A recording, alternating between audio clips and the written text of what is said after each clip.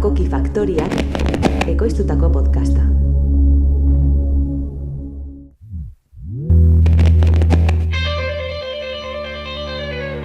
Marruma kulturala.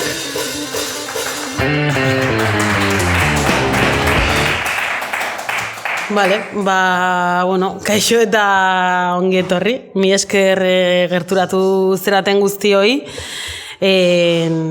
Etxean bezala sentitzen gara, inoiz baino hobe esan da. Gaurkoan, pasaden urrian Iñik eta Biok argitaratu genuen liburuaz arituko gera. Garen piztiaz beste, hitz egin liteke euskal transfeminismoaz. Txalapartarekin eta Iratzar Fundazioarekin batera argitaratutako liburua izan da, eta, segurazki ere liburu honetan biltzen diren asko badutela zer ikusia espazio honetan gertatu zezkegun askorekin. Ez dakienaren zat, Iñik eta Biok auzo honetan, grosena seginelako elkarrekin militatzen, ikasle mugimenduak, Hortxona gaztetxea, Marruma, beti izan dira guretzat etxe, eta segurazki liburu honetan ere horren zantzuak azalduko dira.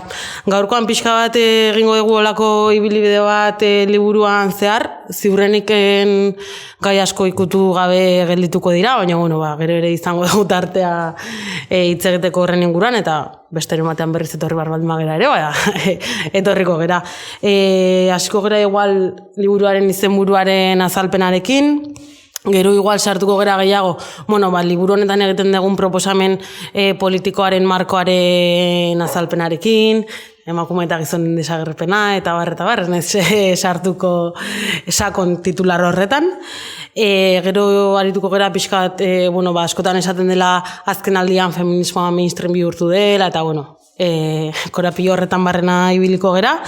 Gero arituko gera sentimenduaz, kategoriak, generoak sentitzen dira, ez dira sentitzen, guk zergatik digu baietz edo ezetz, spoilerrik ez dugu egingo.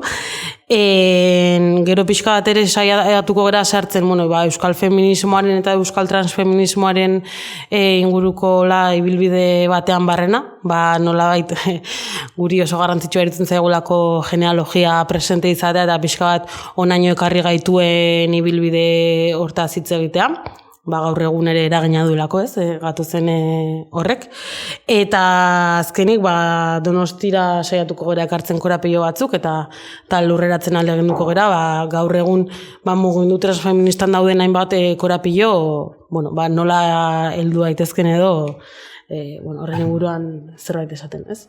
Bai, orduan hasteko kontua da, hasieran proposatu ditzaigula beste pertsona bat egoteko hemen dinamizatzen, azken aldian gura agendak oso exigente gaude eta kasi denbora gehiegi eskatzen zigun beste norbait lotzeko aleginak berak, eta esan genuen bakarrik ingo dugu, eta orduan gure artean ingo ditugu galdera horiek. Normalean beste norbait egoten da, orduan hartu ditugu egin izan dizkiguten galderak, eta hori izango da aria. Orduan, lehenengoa izenburuaren inguruan, lehen zergatik izenburu hau. Bai, egia, behin liburu bat akaso egaterako egun azkena izango da, orduan nahi genuen izenburu originalera munduko onena izatea, eta egia da, buelta asko mandizkegula izenburuari, baina, piztia hitza etorri zitzaigun burura, eta pixkat, hitz horri edo kontzeptu horri tiraka iritsi ginen izenburura, garen piztiaz beste, piztiak euskeraz badu konotazio bat pixkat mundu ilunean azaltzen dena, normalean normarekin hausten duen zerbait beldurra ematen duena, gauean ateratzen dela pixkat norma horrekin hausten duenarena edo normaltasunarekin hausten duenaren iruditegi hori badago, eta pixkat hori gustatzen zitzaigun askotan ere guri, gorputz disidente hoi, piztia hitzaren kontzeptuaren hobe esan da zera hori esleitzen zaigulako, eta pixka bat gure egin nahi genuen hitz hori, eta pixka bat, piztia horretatik eraiki guk daukagun proposamen politikoa, eta nolabait piztia izate hori aldarrikatu eta, egun bizi egun jendarte hortarako alternatiba gisa aurkeztu piztia hori, eta ez gelditu bakarrik piztia garen horretan eta nolabait, piztia izan nahi degula jendarte honetan eta onartuak izan besterik gabe, baizik eta ez, piztia izatea, esan deten bezala aldarrikatu eta eta pixkat hortik tiraka eraiki gure proposamen politiko guztia, ez? Eta bigarren azpititulua izango litzake hitz egin liteke euskal transfeminismoaz, eta, bueno, erantzuna akaso gero esango dugu. Baina irutzen zitzaigun transfeminismo hitza bera azaldu barzela tituluan, bueno, azkenean horren inguruan delako liburua eta pixkat kontraste hori, ez? Pues esaldi akaso poetikoago edo literarioago bat, eta gero saiakera honi, bueno, pues gorputza ematen dion galdera hori, ez? Bai, gero gainera, piztia egiten genuen hausnarketa zen agentzia hartzeko modu bat zela, beti sexu genero disidenteon bizitzak irudikatzen direlako indarkeriak gurutzatua izango balitz bezala soilik, eta horrek zaurgarritze prozesu bat zekarren, vulnerabilizatze prozesu bat, eta irudikatzen degunean edo kolektiboki bakarrik pentsatzen direnean sexu genero disidenteon bizitzak indarkeriak gurutzatuak sarbidea irekitzen zuen berriz ere indarkeria jaso alizatera. Hau da, bizitza batzuk bakarrik indarkeriatik pentsatzen baldin badira, vulnerabilizazio horrek ere handitzen du edo akzesoa irekitzen du, sarbidea irekitzen du indarkeria aplikatu alizatera, agentziak kentzen diozulako, eta agentziak kentze horretan batzuk sentitzen dute sarbidea handiagoa dela violentzia aplikatu alizateko. Orduan, horregatik piztiak ematen zigune agentzia eta potentzialtasun hori, eta gero gainera garen eta beste hori ere irudikatzen genuen ardura hartze moduan, ez? Piztiak egeralako zentzu askotan, baina piztiak izate horretan ardatz batzuen baitan ez dukentzen guk beste ardura batzuk ditugunik, edo ardura batzuk hartu behar ditugu, adibidez txuritasunarekiko kasu honetan, ez? Hor egon hielako konpartitzen igual pentsamendu ere dekolonialaren ikuspegitik piztiaren esaera bera eta humana ez humana gizaki ez izatearen hori ikuspegi dekolonial batetik, eta ordun bagera piztiak agentzia daukagu, ez gera bakarrik indarkeriak gurutzatuak, baina hala ere jarraitzen dugu izaten ardura bestelako zapalkuntza ardatz batzuekiko. Orduan zen agentzia, zen ardura, zen potentzialtasuna, guzti hori barne biltzen zuen pilat, kosa dut egun egia esan izenburuarena, azkena izan zen erabakitzen. Ja dena itxita zegoen, eta inkluso igual aste bete oraindik horrekin bueltak, eta ez genekin nola, eta azkenean, gustatzen zaite egia esan izenburua. Gainera azken zalantza hortatik tiraka, ez? Akigulako badaudela arepiztiago, jendartearen zat arepiztiago diren gorputzak, orduan, zezi egitasun esleitzen dion horberak bere buruari piztia gisa izendatzeko edo ez, eta pixkat, zalantza askorekin, baina azkenean aurrera egin genuen horrekin. Eta igual, sartzeko ja liburuaren edukietan, duela gutxi egin ziguten, ez? Elkarrizketan eko polemiko bat berria egunkarian zer esana eman zuena sare sozialetan, titularra jarri zigutelako gizon eta emakumeak desagertu behar dira, ez? Hori dela liburuaren proposamena, baina horrek kontestutik aterata eta ematen duelako olako impresio bat, eta igual hasi gaitezke azaltzen hori. Bai, ados gaude titular horrekin, erabaki genulako titularra hori izan barzela. Igual batzutan ematen du sentsazioa titular batzuk ateratzen direla testu inguratzerik gabe, eta horren bestez igual beste gauza bat esateko borondatea genuela, baina ez hori esan nahi genuen, eta hori da proposamena bera gizonak eta emakumeak desagertu behar direla. Azkar batean esplikatzeko, alde batetik, guk egiten degune diferentzia, eta askotan galdetzen digut, ez? Terfekin alderatuta, terfak dira transbaztertzaileak diren horiek, eta hori proposatzen dutenekin, ze alde dago haiek proposatzen dutelako generoaren abolizioa, horrela ditzen diotez, eta guk berdina proposatzen degun bere horretan, hori izan da askotan egin izan diguten galdera. Hemen diferentzia da generoa eta sexuaren arteko ulerkera bera zein den. Generoa eta sexua proposatu izan dira modu ezberdinan eta bereizituan, eta zentzua du lenguaiaren ikuspegitik eta pedagogiaren ikuspegitik munduari helarazi nahi geniolako generoa bazela zerbait struktura batek proposatua eta produzitua, eta ardun ez daudela bakarrik gauza esentzialak edo biologikoak, ez? Eta hori da, ez? Aspalditik zergatik egiten den diferentzia generoa eta sexuarena, ez? Aspaldi ulertzen zelako dena naturala, biologikoa eta esentziala zera. Ez da, jende batek proposatu zuen, ez, badaude gauza batzuk gorputzari edo biologiari eragiten diotenak, baina gero badaude bestelako produkzio prozesu batzuk edo badaude bestelako esleipen batzuk gorputz batzuei edo bestei esleitzen zaizkienak, ez direnak bakarrik naturari edo biologiari eragiten diotena, baizik eta struktura bati, ez? Eta ados gaude oraindik hori horrela erabiltzearekin zen pedagogikoa da eta balio digu esplikatzeko gauza batzuk ez direla horrela, baina sexua bera bada zerbait konfliktuatu behar deguna eta gatazkan irudikatu behar deguna. Sexua bera irudikatu izan delako objektiboa zientifikoa dene horretan ideologiarik gabekoa eta denbora guztian neutroa.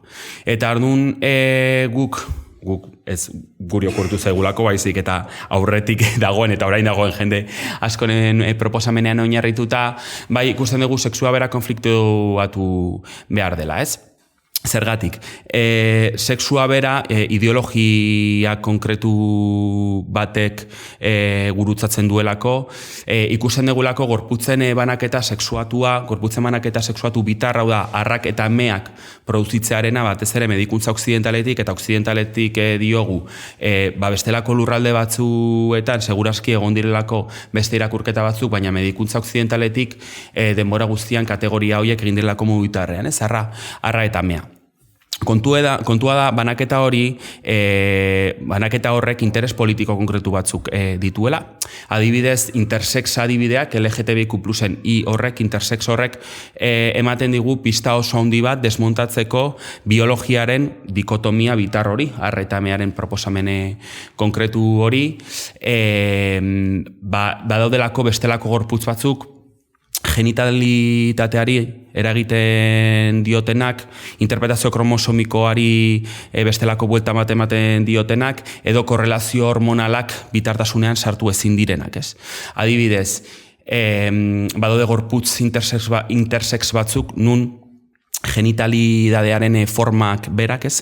Materialitate hori ezin den kategorizatu irudimen kolektiboan edo imaginario kolektiboan dauden zakil barrabil bulbaren iruditegi guzti horretan, baudelako bestelako forma konkretu batzuk, ez? Gorputze hoien baitan, gero interpretazio kromosomikoan sartuko bagina beti iruditegi kolektibo horretan eta zientziaren objektibotasun horretan interpretazio kromosomikoa beti izan da XXXI, ez? Eta horrek banatzen zituen gorputz bitarrak, eta XXXI hori gainera beti ematen du oso X markatuak eta oso XY markatuak zirela interpretazioan, eta lausoak izaten dira askotan interpretazio horiek, ez? Begiratuko bagenu modu zehatzagoan.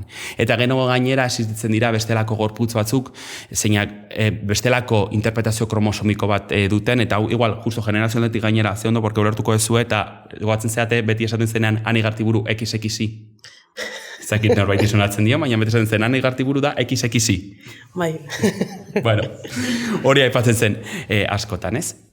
Horrek zen nahi du, bere interpretazio kromosomikoa beste badela eta ezin dela kategorizatu XX edo XY, ez, bitartasune horretan. Eta gainera duela gutxi den elek egin zion Mireni elkarrizketa bate argian, bera ikerlaria da eta aipatzen zu gainera XXY interpretazio kromosomikoa estimatzen dela 500 gorputzetatik batean ematen dela hori, osea ez dela oso ezoikoa den interpretazio edo realitate bat, baizik eta nahiko ohikoa eta nahiko ohikoa den interpretazio bat da. Eta gero ja bestalde batetik dago korrelazio hormonala, ez? Nun gorputzen banaketa bitarra ikuspegi medikuntza okzidentalaren ikuspegitik bakarrik egiten den estrogeno edo testosteronaren araberako banaketa horretan, ez? Batzuk asko du estrogenotik, besteak asko testosteronatik, eta horrek banatzen du bakarrik, eta ez dira interpretatzen edo ez dira komplejizatzen bestelako korrelazio hormonalak, ez? Bakarrik testosterona asko dute,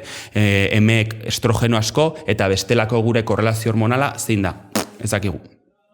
Ez? Hau superazkar esplikatuta, bale? Sexu arera. Claro, horrek esan nahi du gorputzen arteko ezberdintasun materialak denak direla ideologiak gurutzatua. Ez, gorputzen artean badaude diferentzia material batzuk, ez? Gorputzen artean bereizitasun bat markatzen dutena. Kontua da, zergatik egin barren gorputzen arteko banaketa sexuatua etengabe sexuaren bitartez, ez? Hau da, egiteko ikerketa bat, sobre el cáncer de cuello del útero, importantea izango da, gorputzen sexuatze bitarra egitea, ez? Medikuntzaren ikuspegitik. Baina adibidez, hitz egiteko osasun mentalaren inguruan, importantea da gorputzen banaketa sexuatu egitea, edo importantea da genealogia psikoaktibo edo psikotikoak dituzten gorputzen hartzeko multzoak egitea, ez? Zientziaren izenean. Edo importanteagoa da gorputzen arteko banaketa konkretu batzuk egitea, lurraldetasunei lotuta zen lurraldutasunek eman duten virusekiko harremanak, jakiekiko harremanak, hau da, importantea izan daiteke zientziaren izenean gaixotasun batzuekiko irakurketan, interpretazioan edo ikerketan, ez? Hori da, zergatik sexua dagoen ere bai ideologiak gurutzatuta eta zergatik anitza hitzatzea gustatzen, porque igual erabiliegia izan da, baina naturak berak esaten digu gorputzak anitzagoak direla, bestelako interpretazio kromosomiko, korrelazio hormonal eta genitalitate formaz berdinak daudelako, eta beraz, ideologiak gurutzatua, eta horregatik uste dugu komplejizatu behar dela eta desneutralizatu behar dela sexuak daukan objetibotasuna. Hori igual sexuarekin lotuta. Eta gero, emakumeak eta gizonak desagertzearekin, karo, emakumeak hausnarketa ateratzen zen edo batez ere hausnartzen genuelako zer den gizon eta emakume izatea bera, ez? Eta hau igual pasako dugu gure gandik oraintxe bertan, ez gugerelako inor baina nobeak, ez guaiagoak, baina adibide bezala balio dezake, ez? Alde batetik esaten genuen, gure materialitatearen esan nahia, gure gorputzaren esan nahia modifikatzen badegu eta ulertzen ematen badegu beste pertsona batzuk gerala, ez? Nola interpretatzen gaituzte. Hau da, oraintxe bertan gu horrela jantzita gauden moduan gure interpretazioa, gure materialitatearen interpretazioa beste bat denean nola irakurriak gera. Oraintxe bertan gu ateratzen bagera kalera Elena irakurria da emakume baten moduan eta nik gizon baten moduan. Segurazki ez, esan nahiak, ez, beste lakoak direlako. Baina, sexua edo generoa ez du bakarrik estetikak egiten, ez? Batez ere, gizon eta emakumeak produzitzen dira familia nuklearren baitan, erregimen heterosexuala ditzen diogun horretan, eta erregimen heterosexuala ez da desira bat, baizik eta familia nuklear pribatutan gizon eta emakumeak juntatzea, emakumezkoek doainik egiteko lan gizonentzat, ez? Hau da, patriarkatuaren helburua bera zein da, esplotazio harreman batzuk produzitzea maitasunaren izenean, eta bakit esplotazio harremana horrela esatea fuertea dela, baina berez harreman ekonomikoa da erregimen heterosexual bat, hau da, emakumeek, eta erokortasunean, diotez, emakumeek pentsatzea, igande atxalde batez komuna garbitzen egotea, maitasuna dela, eta gainera ezakitzen bat urtez, ez?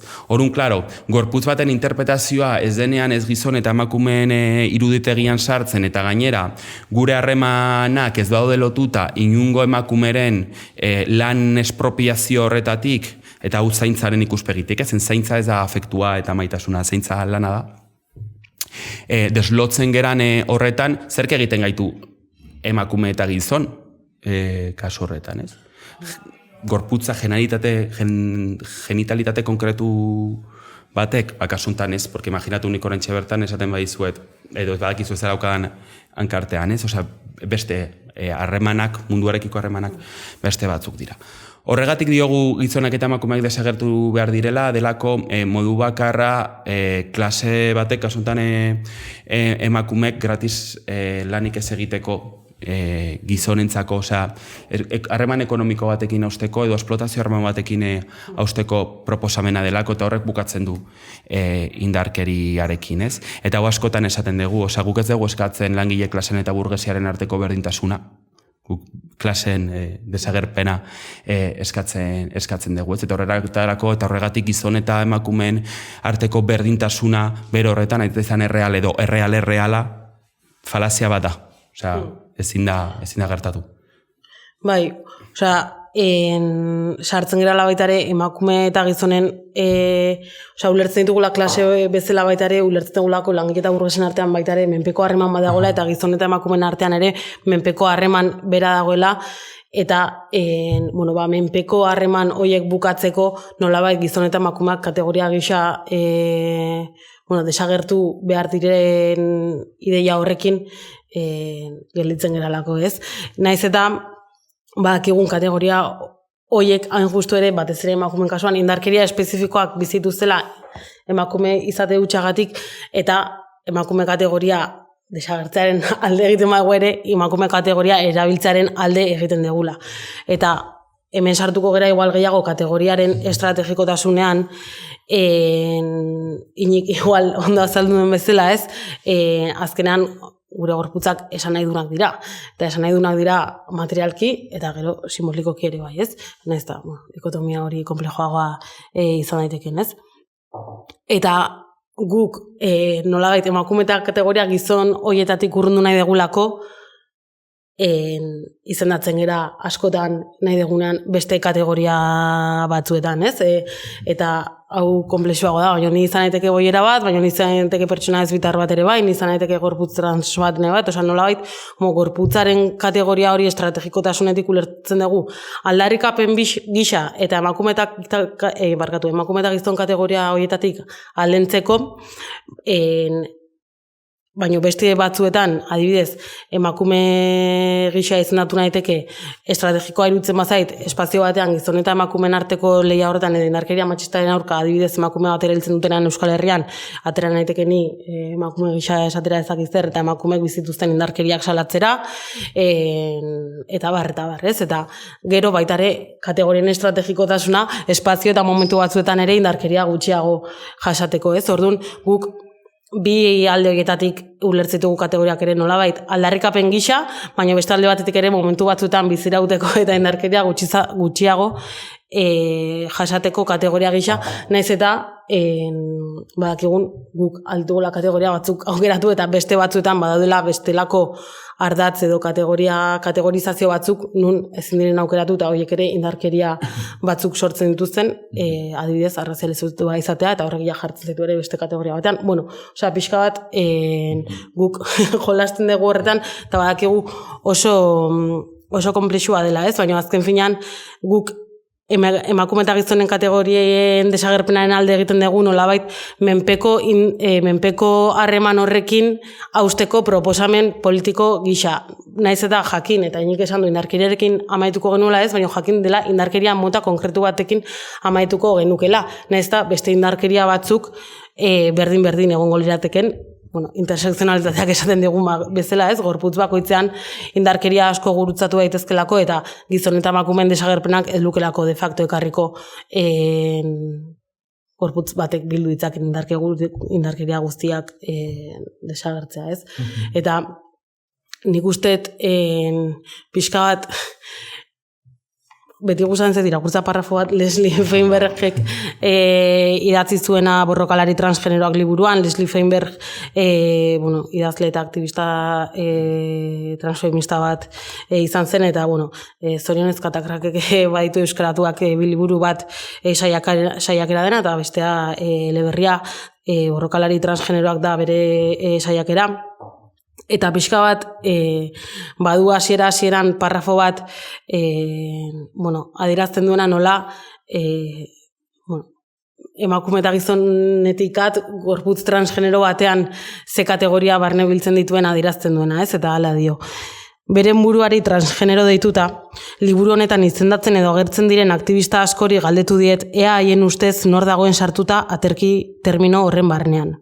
Erantzun zidaten hauek zeudela sartuta. Transexualak, transgeneroak, travestiak, transgeneristak, bigeneroak, drag queenak, drag kinak, crossdresserrak, emakume maskulinoak, gizon femeninoak, intersexualak, garai batean hermafrodita deitutakoak, androginoak, crossgeneroak, itxura aldatzaileak, pasin emakumeak, pasin gizonak, genero tolestaileak, genero nastaileak, emakume bizardunak eta emakume kulturistak zeinak gurutzatu dituzten gizarteak emakumearen gorputzerako onargarritzat jotako mugak, ez?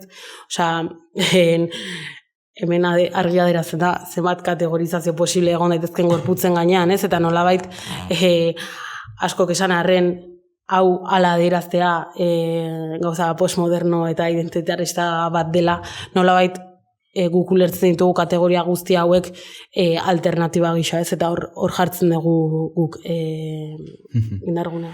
Bai, osea, proposamen guztietan existitzea delako ateratzea esplotazio harreman batetatik, osea hori da proposamena, ez? Zaintza den eta pribatutasunaren, regimen heterosexualaren baitako pribatutasun horretatik ateratzeko proposamena, eta justo Helenek aipatu duen horretatik, igual sartu gaitezke, igual gizonen kategoriarena orain sartuko dut, baina da liburuan ere egiten dugu beste hausnarketa bat, uste duguna importantea izan daitekena guzti hau kokatzeko eta ulertzeko, da guk trans ulerkera nola irudikatzen dugun, ez?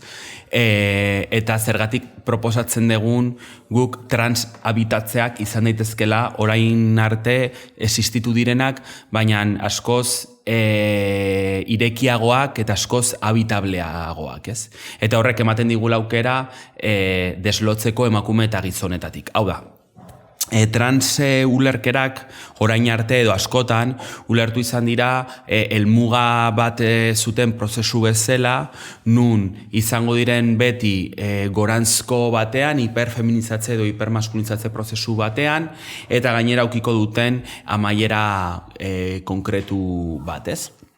Eta gainera, ulertzen zen, eta igual enijoa sentimenduaren zatira, ulertzen zen transizate horiek eta generoa sentitu egiten zela, ez? Tardunzuk sentitzen zenula hori, eta erabakitzen zenula egitea prozesu bat nun hiperfeminizatze eta hipermaskulinizatze prozesu batean amaituko zuen, ez? Iruditegi konkretu batean bukatzeko. Zeparatzen da, generoa horrelaituko diogu, generoa bera ez dela sentimendu bat, eta honekin bat batean, pues, terfekin ados gaude, ez? Eta logikoa da, esplikatu izan da sentimendu bezala, pues, lenguaiaren ekonomiagatik eta jende bati azalpenak ez emateko, ez? Zen esplikatzea nik orain trantsizio bat emango dudala modu razionalagoan, pues, indezakit familiari edo inguruari, zailagoa da, esaten diogun momentuan, eta hau da, pues, bizipenak azaltzerakoan potentzialtasun hau agertzen dela. Esaterakoan, ni horrela sentitzen naiz, desartikulatzen dira aurkakotasun batzuk, edo esplikazio batzuk, edo razionalki gauza batzuk kokatzeko behar hori, ez? Ba, horrela sentitzen naiz, eta listo, eta horun ematen du, onargarriagoa dela sentitzen araberako erabakiak.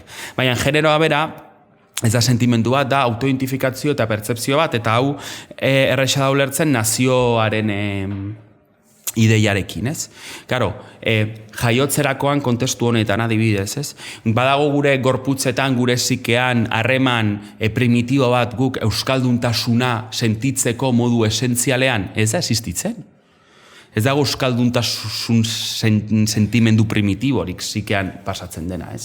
Zer dago, autoidentifikazio prozesu bat, fikzio politiko bat ilotuta, gatazka konkretu bat ilotuta, ez? Eta, karo, generoarekin berdina pasatzen da, ez daude, autoidentifikazio eta identifikazio eta harreman konkretuak fikzio konkretu bat ilotzen zaizkionak, kasu honetan gizon eta emakumeen edo generoaren eta sexuaren fikzioari.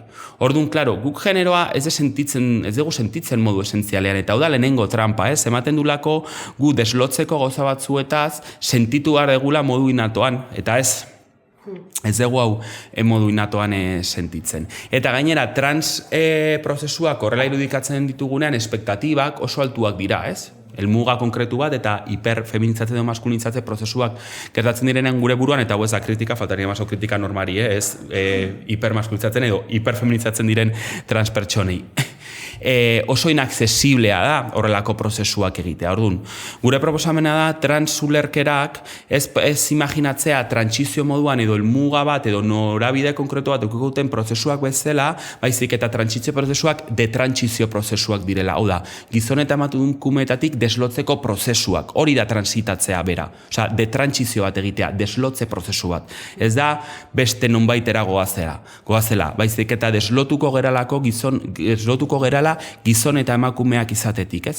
Eta horrek eramango gaitu habitatzera ez gizontasun eta ez emakumetasuna. Eta nola deslotzen gera? Gure gorputzaren esanahien modifikaziotik eta gure harremanen eta zaintzaren deslotze, mozte edo berlotze batzuetatik. Hau da, inoren gorputza ez esplotatzetik. Eta hemen, karo, ikuspegire koloniala sortu behar diogu, ez guk gorputzak ez ditugu bakarrik esplotatzen genero dikotomiaren erlazio edo korrelazioetan, baizik eta batez ere lurralde okupatu eta ego global eta ipar globalaren arteko korrelazio horretan, ez? Horren bitartez ere esplotatzen dira gorputzak. Orduan, trantsizioak horrela irudikatuta, aksesibleagoa da proposatzea bera, nola kolektiboki deslotura batzuk pasa daitezken, antolatu daitezkelako bestelako zaintza harremanak deslotuko direnak erregimen heterosexualetik. Eta orduan ja trantsizioak ez dira, bueno, horren estankoak edo horren zailak. Bai, eta igual, tartekaren mugimenduaren garaipentxoak ere esan behar direnez, transulerkeretan ere modu ez esentzialean ulertzearen adibidetako bat da, eta hartu baldin mazeratea guk beti izaten dugu trans bakarrik eta ez transexual edo transgenero, eta adibidez azkeneko translegean EAen aldatu zen terminologia eta trans bakarrik azaltzen da, eta ez azaltzen ez transgenero, ez transexual, pixkat hori modu esentzialistagoan, sexua eta generoa modu esentzialagoan ulertza dakarrelako, eta trans bakarrik aipatzea dakarrelako pixka bat ulerkera hau ez dena esentzialeta eta pixka bat ez duena amaiera, hasiera eta amaiera duten prozesu horretan sinisten baizik eta bestelako marko batean sinisten duena ez, eta guztet tarteka garipen txikiak ere esan behar direla, eta legean orain trans bakarrik azaltzen da, eta ez transexual, ez transgenero, eta pixkat zer ikusa duela, ipatu egun transulerkera guzti horrekin. Nire bezu, sartzen naiz gizonen zatira, eta horrela ja galdetzei zuta pasatzen gara bigarren zatira dela, hitz egin liteken euskal transfeminismoaz. Karo, kasu honetan, naiz eta guk proposatzen dugun gizon eta emakumeen desagerrarazpena, honek ez osan nahi, gizon eta emakumeen inguruan hitz egin ezin degunik, izendatu behar ditugu gizonak eta emakumeak gaur egun oraindik ere, zapalkuntza edo indarkeria aplikatzeko kategoriak direlako gizonak eta emakumeak oraindik ere gaur egun, ez? Eta horrek ez osan nahi gainera, emakumeen eskubideen inguruan hitz egin ezin dezakegunik, edo emakumeen problematika konkretu ez, hitz egin ezin dezakegunik, hori ez da transfoboa izatea edo esentzialista izatea, ez, odelako problematika batzuk, oraindik ere lotutak, emakume izatearekin eta indarkeria aplikatzeko sarbidea esklusiboa gizon izateagatik, ez. Orduan, kaso honetan, gizonekin zer orduan, ez? Guk egiten genuen degun irakurketa bat da, eta batez ere, atera degun ondorioa da kontestu aldaketagatik, kontestu aldaketak eraman gaitu ondoriozatzera beste zerbait, eta da, 2018-2019 horre olatu eta greba feminista hoien baitan mugimendu feministaren eskaria eta behintzat aldarria argia zen, eta gu ere horren parte izan ginen, eta da gizonak isilik, azken hilaran, kasi eztabaida zenea, gizonak izendatu zitezken feminista moduan, ez, pixkat hori zen eztabaida, identifikatzen zelako inungo ardurarik hartu gabe gizon batzuk saiatzen ari zelako instrumentalizatzen feminismoak eman altzien zerbait, eta hori gainera kapital sozial eta simbolikoaren mesedetan metatu. Baina, klaro, orain ikusita pandemia ondoren reakzioa eta oldarraldia handiagoa dela eta antifeminismoa presenteago dagone horretan, bai ikusten dugu gizonekiko eskaria izan behar dela ikuspegi kualitatiboago baten ikuspegitik, ez?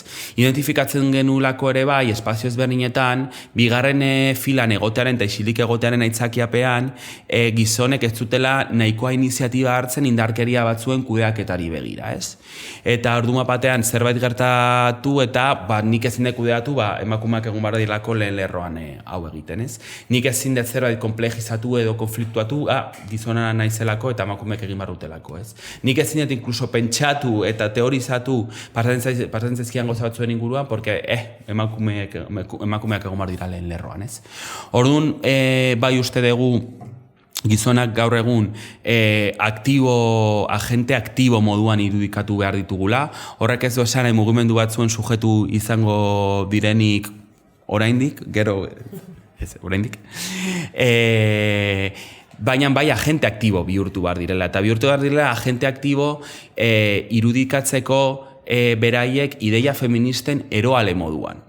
Kontua da, eroale hori, edo eroale izateko intzidentzia eman behar dutela inderkeria pasatzen den kontestuetan. Zen bestela, agente aktibo izate hori bermatzen baldin bada soilik perspektiba feminista daukaten espazio batzuetan, horrek dauka berriz arriskua instrumentalizazio saiakera baterako. Eta horren bestez, agente aktiboak bihurtu behar direla indarkeria pasatzen diren kontestuen aurrean, eta indarkeriak asko dira, eta indarkeriak pasatzen dira etengabean, eta gizonen arteko aliantza askotan, ez? Honek txorak ere bat eman dezake, pixkate ikusmira aldaketa hau, izatetik pasibo, agente aktibo bilakatze hortara, baina uste dugu izan daitekela, baldintzapen mobilizatzaile bat. Hau, eta ardura eta exigentzia ekarri dezaken zerbait, zen exigentzia ez da isiltasuna, exigentzia da, hori da, indarkeriarekiko neutralizatzaile, indarkeriarekeko eroale eta intzidentziarako gaitasuna daukaten pertsona moduan irudikatzea. Bai, eta, nik uste eta hausnarketa hau ere badatorrela, azken aldean mugimendu feministak egin dituen ekintza dinamika batzutan ere ikusi dela, ez? Eta nik uste horren adibide garbia badegula 2023an mugimendu feministak dituzuen greba feminista orokorrean, ez? Nolabait lehen aldiz mugimendu feministak pentsatu hausnartutara okitako ekimen bat egin batean kakotxartean mistoa izan zen, ez? Nolabait, erabakigunetan eta ez zeuden gizonik, baino gero grebaren parte aktibo izatera deituta zeuden, ez? Eta nik uste hori bai izan zela zentzu horretan, beldurra askorekin hartu zen erabaki bat, baino bideo horretan ere izan zela aldaketa bat nolabait, bestela mugimendu feministak betirako eramango dela zaintza sistema publiko bat aldarrikatzearen motxila kasu honetan, edo bestela indarkeria matxistaren aurkako borrokatzearen motxila, edo dena delakoa, ez? Eta pixka bat, izan zela nolabait azken aldiko lehenengo ekimenetako bat, pixka bat emaitza edo mistoa zena. Hola, a grosso modo esan da, ez? Edo bestetik ere gaur egun protokolen inguruan dauden hausnarketetan. Horren arte protokoloak diseinatzen, feministak egon gera, kudeatzen, brigadetan, eta gaur egun espazio batzuetan, Donostira ekarrita adibidez, piraten aste nagusian edo dena delakoa, gauean, jaigiro onaren izenan adibidez, gizonek ere, baldintza batzuk eta noski, parte hartzen dute gaueko, ez brigada horietan edo, ez? Orduan, horiek badira adibidez nola, horren arte mugimendu feministak soilik egin dituen ekimenetan edo dinamiketan nola parte hartzen duten agente aktibo bezala gizonek, ez? Eta nik uste, horre gala proba error, baino izan daitekela norabide bat nolabait, indarkeria batzuk gutxitze bidean, eta gero, benetan, jendarte hau feministatze bidean esan nahi bada. Bai, eta gainera batzutan, gauza batzuen aurrean, emakumeak eta sexu genero disidenteok ez dugu beti egon behar lehen lerroan. Eta horrek ez digu agentzia kentzen, osea, indarkeriaren aurkakutasunean, batzutan ez dugu lehen lerroan egon nahi. Ez horri erantzuten, ez horri kuderatzen, eta horrek ez digu agentzia kentzen. Osea, agentzia beste gauza asko kentzen digute, eta batzutan babitu. zeu kudeatu nahi hori, eta indarkeriaren aurreko kudeaketa beste batzuk egin dezatela. Eta hori ez da kentzea lehen lerroan egon barko liratekeen pertsona batzuekiko espazioa. Ez digu kentzen, ikusten emategu inkluso lasaitasuna eta bake mentala pixka bat, zentratzeko beste gauza batzuetan. Baina askotan ulertzen zen lehen lerro hori beti sujetu batzuena izan barzela, eta usteet norabide ideologiko guzti horrena izan barderala. Baina indarkeriaren kudeaketarako bai, pertsona ezberdinak egon daitezke eta kasu honetan gizonak ere egon bar dira lehen lerro horretan. Hau esan da, igual, bigarren zati hau motzago egingo dugu, baina hitz egin liteke euskal transfeminismoaz.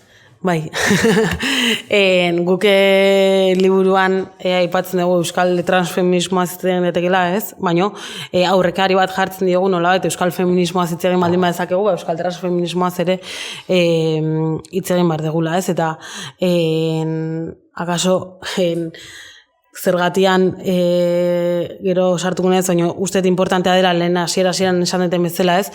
Genealogiara begira jartzea momentu bat, eta pixka bat Euskal Herriko mugimendu feminista eta Euskal Herriko mugimendu transfeminista nondi datorren edo aipatzea, ez?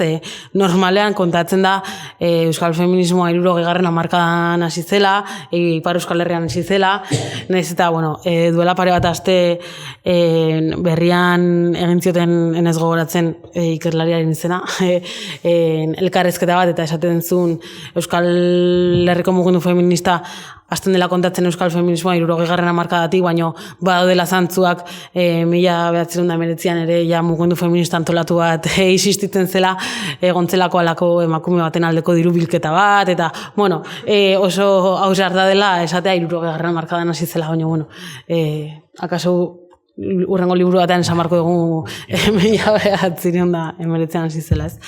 Baina, esan deten bezala pixka bat, orain arte kontatu dugu, ez? 60. hamarkada horretan hasten dela nolabait Baionan, bizi-bizizegoen ikasle mugimendu batean, ez? Pixka bat Frantziar estatuan, Parisen eta gertatzen ari ziren mugimendu horiek Euskal Herrira ere iritsi zirelako, batez ere esan duten bezala ikasle mugimenduarenak, eta nolabait bertan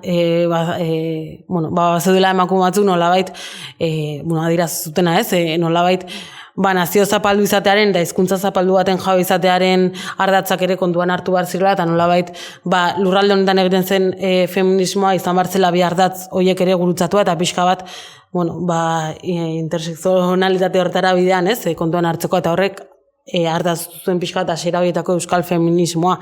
Gero Ipar Euskal Herrian apaldu baldin bazen ere, Hego Euskal Herrian batez ere frankismoaren amaieraren garai horretan, eta emakumeen eskubideen aldeko borroka, eta pixka bat, frankismoaren amaiarekin batera irikiziren espazio politiko horietan, ez?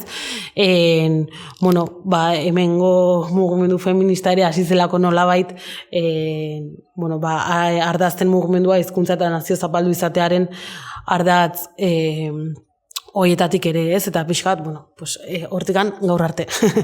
Baina arte horretan egia gauza asko pasa direla, eta guk bai uste degula jarraitu behar duela hemen egiten den feminismoak, hemen egiten den transfeminismoak ere kontuan hartu behar ditula nazio eta hizkuntza zapalduen ardatzoiak, eta nolabait hemen gertatzen diren gauzak oso kokatuak direla, beraz hemen egiten diren aldarrikapenak oso kokatuak direla eta kokatuak izan behar direla, ez? Nahiz eta, seguraski oinarri asko konpartitzen dituzten munduko beste lurraldeetan gertatzen diren gauzekin edo inkluso garatzen diren teoriekin, leku bakoitzan badaudela berezitasun politiko, soziologiko eta abar batzuk, eta horiek kontuan hartuta eraiki behar direla hemen garatzen ditugun teoriak, ez? Eta are gehiago Euskal Herrian esan denten bezala baditulako berezitasun batzuk, bageralako herri bat, bi estaturen menpe bizi geranak, bageralako lurralde okupatu bat, asimilatu bat, eta bar, ez? Eta ezingo genukela prozesu askatzailerik ondu nolabait hori kontuan hartu gabe, ez? Orduan, horrengatik esaten dugula baiet hitz egin ditegela euskal feminismoaz eta euskal transfeminismoaz, hain justu hemen aipatu dituan bi ardatzoiek kontuan hartuta gauza asko ari direlako gertatzen, garatzen eta proposatzen, ez? Eta gehiago etorrita euskal transfeminismora igual, egia da askotan ulertzen direla feminismoa eta transfeminismoa bi mugimendu kontrajarri bezala, edo bata eta bestea elkarren urrenkeran egongo balira bezala.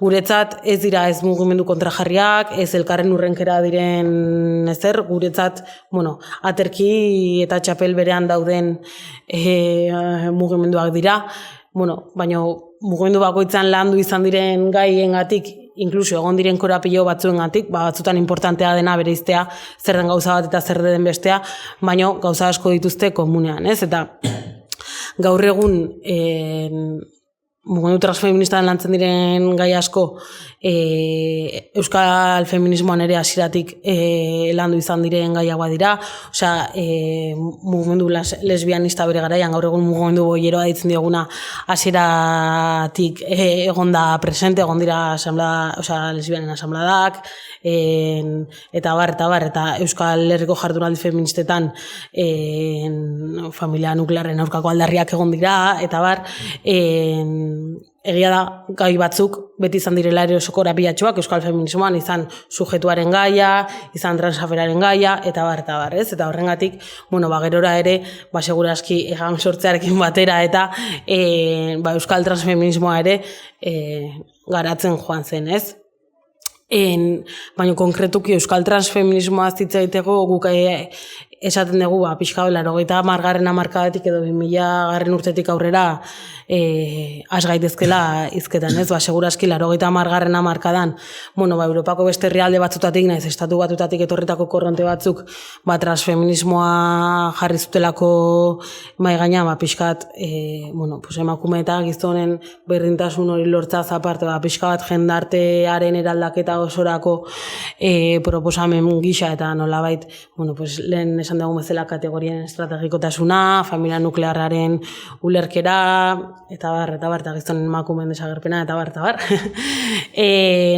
baina Euskal Herrian bereziki zor diogu euskal transfeminismoa hitz egin alizatea, hain justu gainera Donostin sortu zen talde bati, Medeaki, zortez asko gure lagunak ere badirela, eta usteet 2000. Urtetik aurrera Medeaki esker transfeminismoa asko garatu zela Euskal Herrian, eta gaur egun talde hori ja existitzen ez bada ere, horren hori hartzuna ere iritsi da, eta gerora sortu dira asamblea transmari biboio pila bat, sortu dira asamblea transfeministak, egon dira Euskal Herriko koordinazio saiakerak, hirietan asamblea transmari biboioak, eta ez.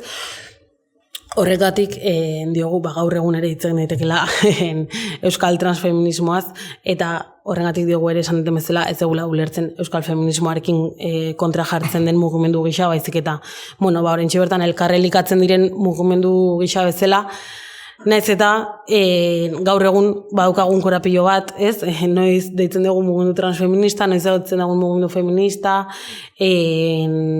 azken aldean martxoaren 8. bueltan ere, ez? Egon da nahiko saltxa sortu den beste plataforma batekin, abolizonistak eta terfak direnak, mugimendu feministan nork abitzen eta norrez, baditu galdera asko, ez direnak berriak, aspalditik datozenak, baina ziklikoki zaratea gehiago sortzen dutenak, ez? Eta nik uste gaur egun transfeminista zerala esatea, edo lehen asamblea feminista bat zena, orain asamblea transfeminista gisa izendatzea badela nolabait posizionamendu politiko bat adierazteko aldarri bat, ez? Nolabait esateko guezgara terfak, guezgara boloak, ez? Baina aldi berean dela asamblea feminista asko ere jarretzutena feminista bezala izendatzen ez direlak ez transbaztertzaileak, ez aboloak, ez? Eta adibidez jarrikoet ni oraintxe bertan Bilgune feministako kidea naiz, eta esango nuke Bilgune feministan praktika transfeminista badaukagula, baina ez daukagu beharrik oraintxe bertan izen aldatzeko, ez? Gure praktikan nahikoa transfeminista badelako ere, ez? Baina, gaur egun korapioak eta gatazkak sortu duen saltxa guzti horrengatik, importantea ere tarteka posizionamendu politiko gisa bata edo bestea aukeratzea.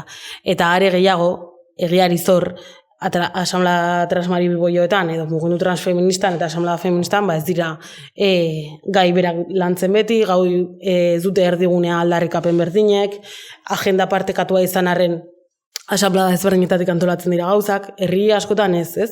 Eta honekin lotuta, guk askotan esaten dugu ere, gure begirada segurazki ere oso hirizentrista dela, eta gu, hiri batetakoa gera, eta hiri bateko genealogia daramagu gainean, baina herri txiki askotan segurazki ez dagoela herrietan ditugun problematikak eta gatazkak eta bar, eta segurazki martxoaren 8 eta kainaren 28 asanblada berdinetik antolatzen dira, ez? Orduan, horri ere beti badago tentsio bat, ez? Hiria herri txikiak, landa hirigunea, ez? Gai honetan hain justu ere kontuan hartu behar deguna, ez? Bai, gainera, hemen dago eztabaida bat ez dena gatazkatsua, baina zerk egiten du transfeminista bera mugimendua? Markoa edo sujetuek, hau da, sexu genero disidenteek osatzen duten mugimendua transfeminista da bere horretan. Mugimendu feministako sujetuak ez dira beti sexu genero disidenteak bere horretan. Baina gaur egun situatzen badegu guzti hau, praktika transfeminista bat bada transbaztertzaien kontrakotasun ideologiko eta proposamen ideologikoak eta proposamen abolizionistak dakarren indarkeria eta esklusioaren kontrakotasun baitan antolatzea. Orduan, mugimendu transfeminista bera da markoa, sujetuak, ziztasun edo sexu genero disidenteen arteko aliantza eman daiteke eta berdin deitu mugimendu transfeminista, hori dago eztabaida gaie. Ez da gatazka bat, momentu horretan ez dugu planteatu nahi gatazkatsu bezala, zen ikusten dugu Euskal Herriko mugimendu feministan potentzialtasuna eta muskulua marko transfeministan dagoela, bintzat hortik aliantzak handiagoak direla, naiz eta orain igual dugu neia azken lurreratze bat. Eta gero igual ja izteko zati honekin, eta igual ja izteko Donostiko etzakagula zer berezia, baina esan dugu, guazan aipatzera. Karo, guk aipatzen dugu Euskal Transfeminismoa hitz egin daitekela, aparte, helenek esan duen bezala situatuak direne borrokak eta mugimenduak ja propio dakatela zerbait edo berezitasun bat, identifikatzen genuen alde batetik, bertako mugimenduaren hizkuntzak egiten zuela mugimendua eta nolakotasun bat zela euskera erabiltzen duela mugimendu transfeministak sexu genero disidenteen mugimenduak euskera erabiltzen du praktika politiko eta praktika militante moduan, eta gainera hau ez dela modu organiko batean, toki batzuetan bai, beste batzuetan ez. Erabaki politiko bat da, hizkuntzarena, eta hori da berezitasun bat.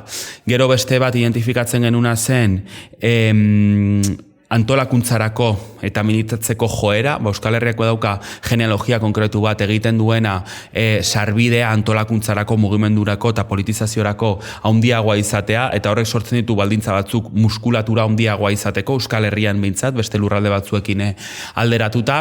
Eta gero beste berezitasun bada, nazioaren ikuspegitik haratago, nazioaren ikuspegi bera izan daitekelako eztabaida gai mugimendu transfeministaren baitan, bi lurraldetatik deslotzeko potentzial politikoa ikusten da, ulertzen da, aitortzen da eta konpartitzen da mugimenduan, ez? Eta gero ja eztabaida duko egu nazioaz beraz, ez? Baina Espainiako estatutik eta Frantziako estatutik deslotzeko potentzial edo deslotzearen potentzial politikoa eta beharra eta aukerak ulertzen du, konpartitzen du eta komunak dira, ez?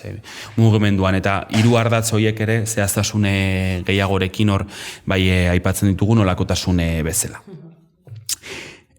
Bai, eta igual ya, bai. Zimaz, Donostinen esan dugu, batez ere horrentxe bertan, igual Martxoak 8ko plataformaren eta horrekin sortu den gatazkarekin, ez? Hau badelako ere baita, horrein ematizute zuri Martxoak 8 sarrera honetarako gehiago zerala. Karo, liburua idatzi aurretik, gure hipotesia zen eta jarraitzen dugu pentsatzen, baina Euskal Herriak mantentzen zuela oraindik, adibidez Espainiako estatuan pasa ez den zerbait da batasun hori eta marragorriak markatzeko gaitasuna, eta batasuna, ez? Madrilen adibidez, martxoak 8ko manifestazioa, aspalditik bitan egiten delako, eta beste lurralde batzuetan ere, ez?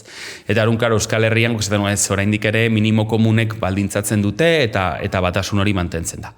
Marragorriak mantentzeko gaitasuna jarraitzen du egoten, baina adibidez, beste plataforma da sortu da orain, eta Bilbon eta Iruñan, bi manifestazio ezberdin gertatu dira, lehenengo aldiz, denbora askoan, ez? Eta Donostinez, harrigarria izan zen, beraik deitutako blokean zegoen jende kopurua konparatuta duela 3 urteko jende kopuruarekin. Bai, eta segurazki oso zaila analizatzen zergatik pasatzen ari den gaur egun hori, segurazki kontestu globalak eragin du, sare sozialek pila bat eragin dute ere bai, sare sozialak dira askotan gorroto diskurtso askotarako pasabideak, eskuinare gora doan honetan jarrera erreakzionarioak, jarrera faxistak eta bar, sare sozialetan daukaten eragina ere gero kaletan trasladatzen da, noren arte marragorriak mantentzen genituen mugimenduan kalean akaso eta gaur egun pasabide asko izan dizazkete saretatik ere bai. Orduan, nik uste, bizi gerala kontestu batean oso ondo analizatu behar dugun nondik sortzen diren mugimenduak, zerkera egiten duen eta bar, gaudelako nolabeteko inflexio puntu batean edo oren arte igual ezagutzen ez genituen modu edo pasabide batzuk badaudelako eta hoiei atenditu behar diegulako, baldinketan nahi dugun, oren arte marragorriak izan diren gauza batzuk, hala izaten jarraitzea eta bar, ez? Eta gainera, guk esaten dugu askotan baita ere, segurazki lurralde konkretu honetan Euskal Herrian herri honek burujabetza kontzeptuarekin izan duen harremanak lagundu duela ere nolabait gorputzen burujabetzaren aldarriari eusten, eta nahiz eta igual ez garatu hainbeste kategorien estrategikotasunaren ideia gizon eta emakumeetatik deslotzea eta bar, nolabait norbera den bezalakoa esatearen adostasun komun hori edo nolabait ez, norreten motresa izan, norreten baduzak zer, pixka bat, lurralde honek gorputzen, burujabetzarekin eukiduen harremanak, lagundu dela ere segurazki marragorri batzuk argiago izaten mugimenduan, akaso Espainiar estatuan eta Frantziar estatuan egon ez direnak, eta gaur egun ikusten dugu pixka bat hori ere deslotzen ari dela, esan duten bezala, gauza asko analizatu beharko genituzken, sare sozialek zer egin duten, feminismoa ea mainstream bilakatu den edo ez, eta ea horrek ekarri dituen diskurso batzuen lausotzeak, edo ez, masa mugimendua versus ez masa mugimendua. Hor daude gauza asko analizatzeko ez, eta bakoitzaren estrategikotasuna zein den, saretan egon nahi dugun, ez egun egon nahi, saretan egoten baldin magera kalea galtzen dugun.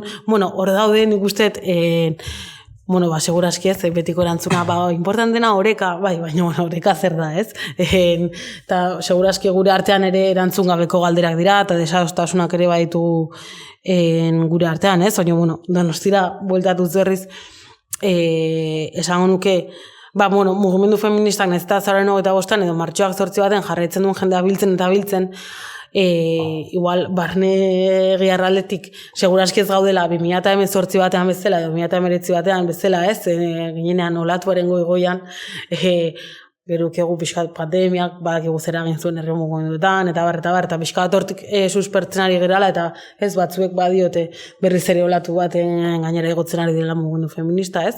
Nik usteet Donosti baten bai, horren bila goazela, baina adibidez mugimendu transmaribiboia, mugimendu transfeminista, badagoela azken urtean baino indartsuago, talde bat baino gehiago daude, koordinazio espazioa dago, manifak ere gero ez da jendetsuago dira, ez? Ekainako 28 baten duela 20 urte zenbat biltzen zen, eta gaur egun zenbat biltzen den, oso desberdina da, ez? Eta mugimendu feministak izan duen bezala garapen bat, segurazki mugimendu transfeminista baino lehenago, mugimendu transmarimoioa ere ari dela indartzen horretan, ez? Eta nik usteet erronka bat badegula, bai Donostin, bai ino baita Euskal Herrian mailan ere bai, nolabait bi espazio horiek, oraintxe bertan mugimendu feminista eta mugimendu transmariboioa diren horiek, nola uztartzen diren, nola osatzen dituzten koordinazio espazioa, nola egituratzen diren txapelberaren terminoan, eta pixka bat horrindarra jarrita nola jartzen diegun nolabait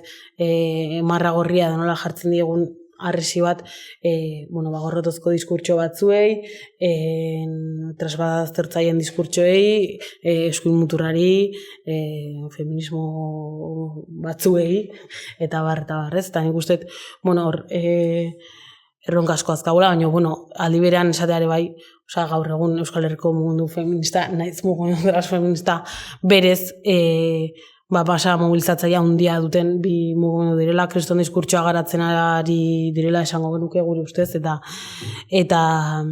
gai asko mahai gainean jartzen direna, eta adibidez azken aldian antifasismoarena pilpilan dagoen honetan, ez, fasismoaren gorakadarrik nentala, ustez gure mugimenduetatik ere ari gerala egiten oso proposamen interesgarriak, ari gerala ere gorputza jartzen, eta ari gerala nolabait, beste iruditegi batzuk sortzen, orain arte erdigunan egon ez diren diskurtso batzuk erdigunera ekartzen, eta pixka bat uste tortaran egerela, ez? Eta naiz Euskal Herrian naiz Donostin ere, erronka horiek baditugula, ez? Da, bizi izan da guztia.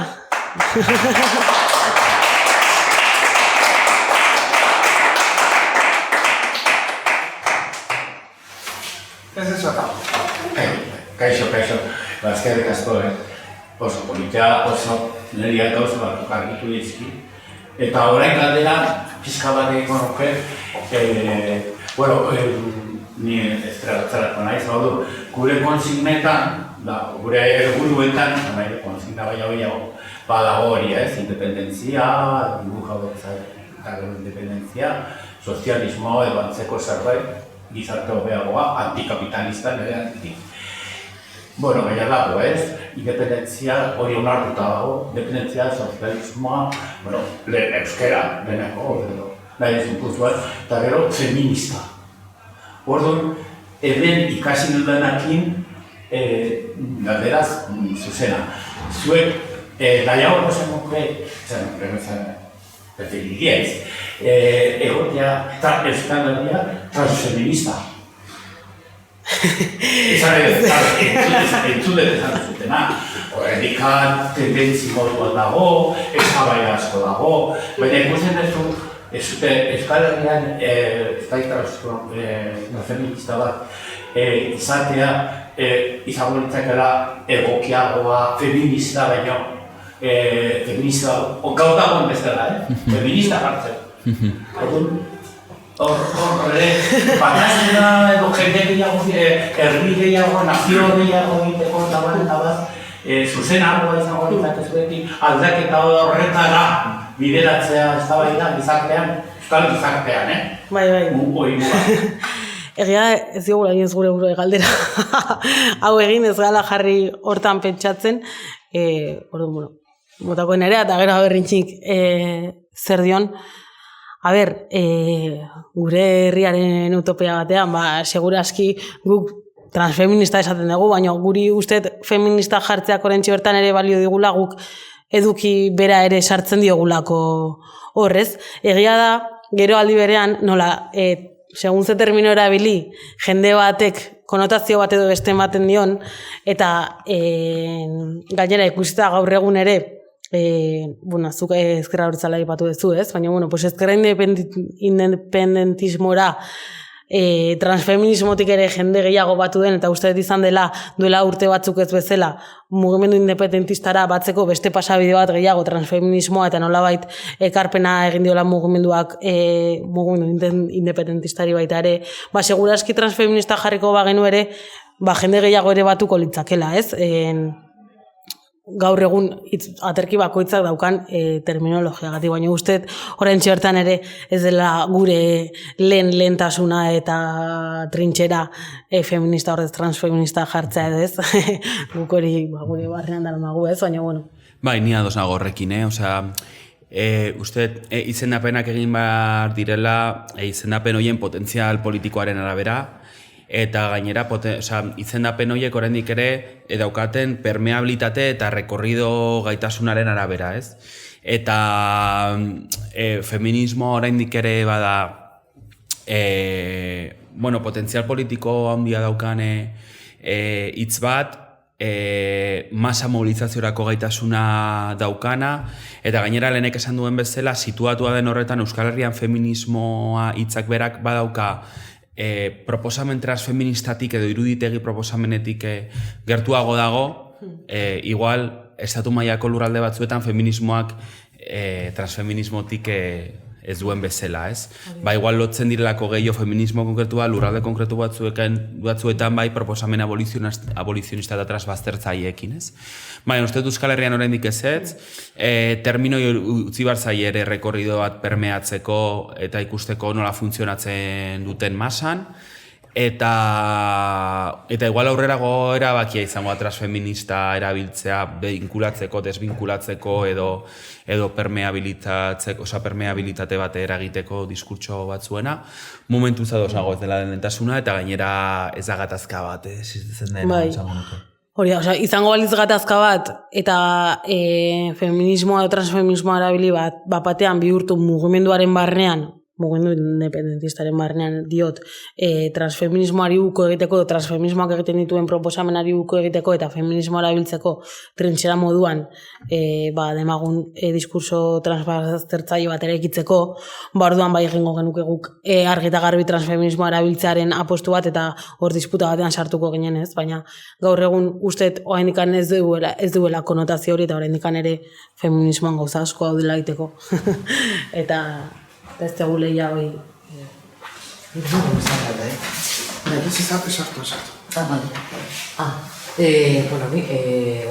Espaldiko naiz, momentu feministan, berria transfeminioa, berria dagoela, eta dut adur dagoela beraiekin. Esara edo, oain indikat ez dago, ez dago borrokari.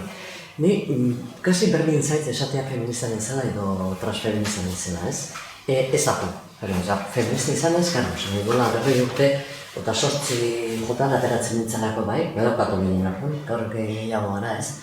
Eta duen, beti transfeminismoa neko berria da, hitza, bilbide hori nik uste dute egin dugula batzu. Eta nik ez daukat inenko arazori, ez arazori baizik, eta uste dut osa trans hitza gustatzen zi, transformismoa, transformatzen duelako da, eta feminista, transfeminista, niretzak momentuetan berezik. Pero ditzak, edo egin beharkoa duke aposto bat eta izango balitze zer, ez? Transfeminikoa ateratuko duke baina. Ez dut uste, momentuetan hain importantea denik eta uste du gainera feminismoaren barruan badaudela momentu batzuk, Espainia mailan gauza batzuk, feminista gauza batzuk, eta badaudela, igual pixka, zuen zuten da, terfa eta hori, baina ez dut uste besteko indarrek duenak, ez? Gainak militatzen dute emakumeretxean, eta batzuen artean horrelako terfa asko daudela eta ez dakiz zer, eta ez da, erabaterik. Barkatu, existitzen du transmaskulinismo edo loko zerbait? Ez da entzun imez, ez? Bai, trans izan daiteke, trans markoak berak edo txapelak berak egiteko referentzia hasierako generoaren izendapen horretatik deslotu den edo beste izendapen bat hartu duen pertsona. Orduan egon daitezke transmaskulinoak, transfemak, Transakzioak. Karo, ezbitarrak, queerrak, crossdresserrak, travestiak, baina bai, transmaskulinoak. Bazkan horrezaldi bat leno, asko erabiltzen zena, ez hemen bakarrik beti mundu guztian, gizon eta emakume berdintasuna lortzeko helburua, holako hitz batzuk baziren, hombre, mujer nuevos, holako esaten zituzten almoren dela erroi urte, eta bai, gizon eta emakume liberatuak, berdiak, el hombre nuevo. Horrekin ez dauka ezer ikusik izaten denean, ez? Kontzeptu horrekin. Ez, egia da, segurazki gure diskurtso batan inoiz ez dugula esango gizon eta emakumeen arteko berdintasuna, justu hori, gizon eta emakumeak ez eguta proposatzen degulako, baina nik usteet trantsizio horretan jarraitu behar dugun ez hitz egiten oraindik gizon eta emakume, ez realitate material horrek ezaugarritzen dituelako indarkeria asko, segurazki hitz egin behar dugula ere tarteka baita ere gizon eta emakumeen berdintasunaz, eta zentzu batean hori ere bilatu behar dugula nolabait, trantsizio horretan indarkeria batzuk gutxitzeko edo desberdinkeria batzuk gutxitzeko proposamen bat ere badelako berdintasunarena egin batean, ez? Demagun soldata arrakalarekin amaitzeko, indarkeria matxistarekin amaitzeko, eta bar, ez? Orduan, egia da, ni el hombre nuevo, ni nada, guk hori ez daura bintzen, eta ez dugu horren alde egingo, baina, emakume eta gizonen arteko berdintasuna, modu batean, nahiz eta guretzat kontrajarria izan esaldi hori, batzutan esan behar dugu, erabiliko dugu, eta pertinente eriruko zego hori erabiltza.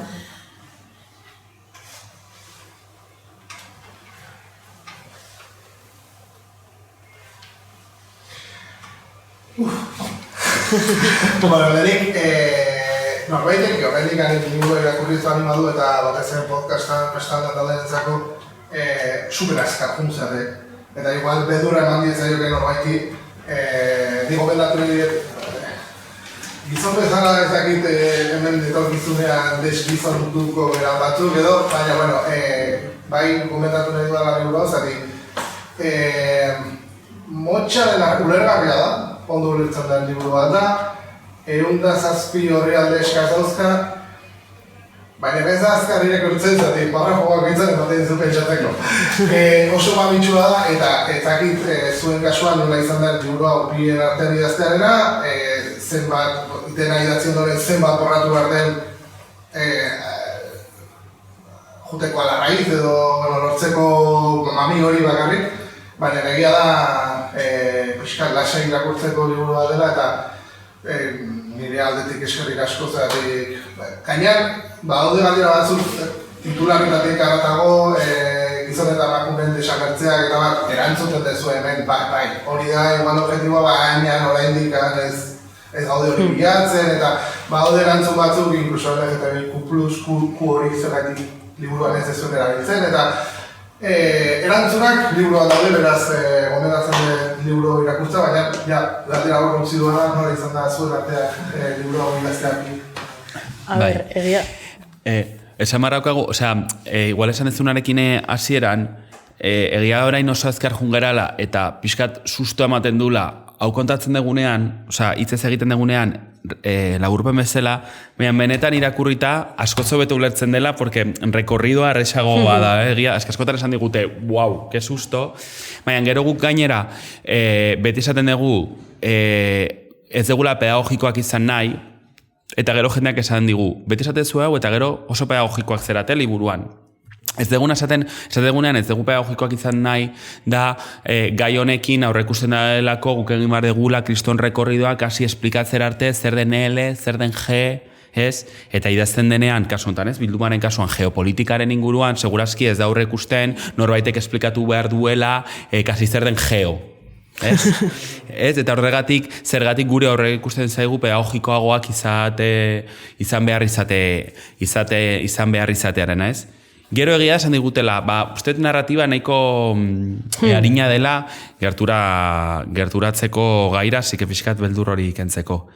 Eta batera eraztearena guri eman ziguten horri muga bat, eta horren baitan idatzi genuen. Lana izan da egia esan, Kristona. Bai, hasieran egia gu berandu iritsi, berandu ibili ginelare bai, proposatu zigutenetik. Hasi ginen arte. Denbora pasatzen. Bai, sartu bar genien momentu baten espres bat, junbarri izan ginen, azala espaziora, rollo, retiratzera, porque ez bestela ez ego libururik.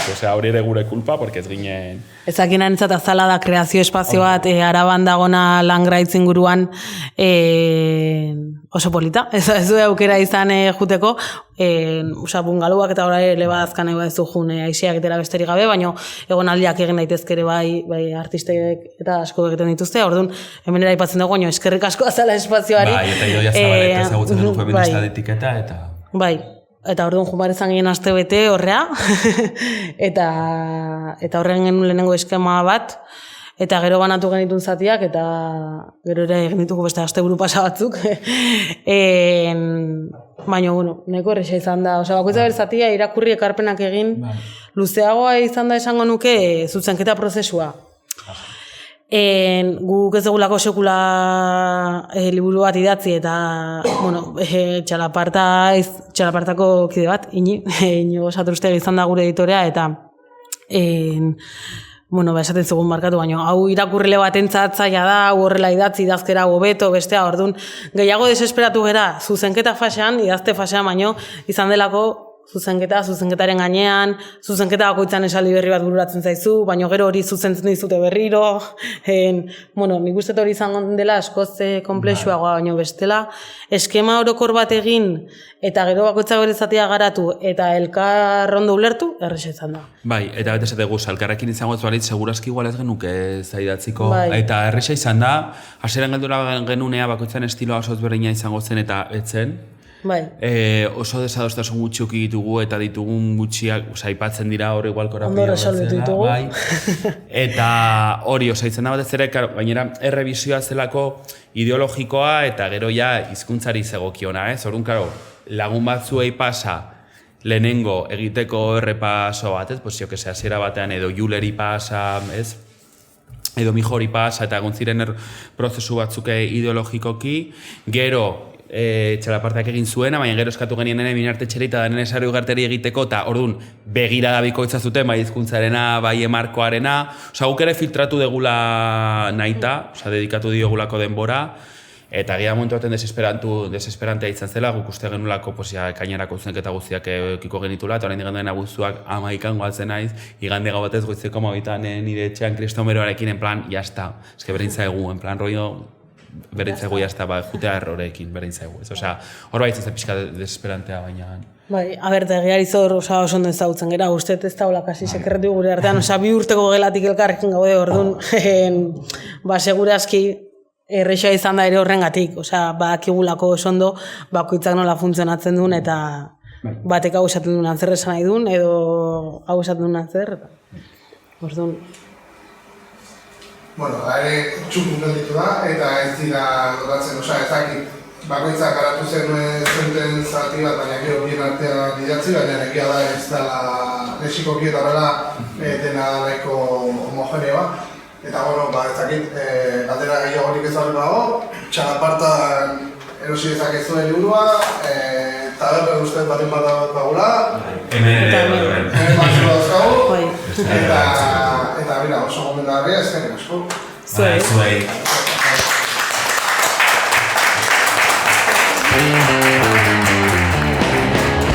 Barruan kulturalak.